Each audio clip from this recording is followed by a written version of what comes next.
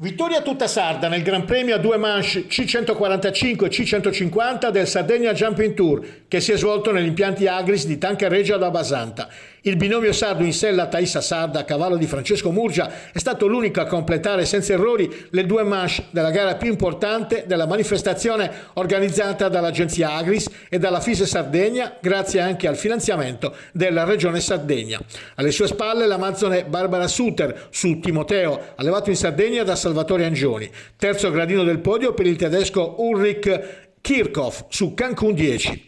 Il campione olimpico, 2 ore ad Atlanta nel 96, grazie ad una seconda manche senza penalità, ha soffiato il bronzo ad un altro binomio sardo, Luigi Angius in sella Ralità, allevato da Mario Arcadu e di proprietà di Battista Qualbu e Maddalena Mariolu.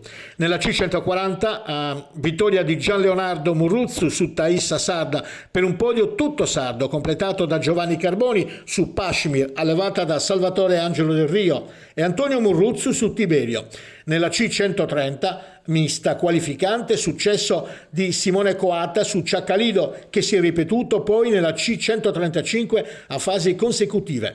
Nella C140 a fasi consecutive, vittoria di Alberto Boscarato con Quirama. Nella C135 mista qualificante per Verona, doppietta di Gianni Govoni in sella a Lucen e Gitte. Nella C135 a tempo di record, vittoria di Enrico Carcangiu su Vulax.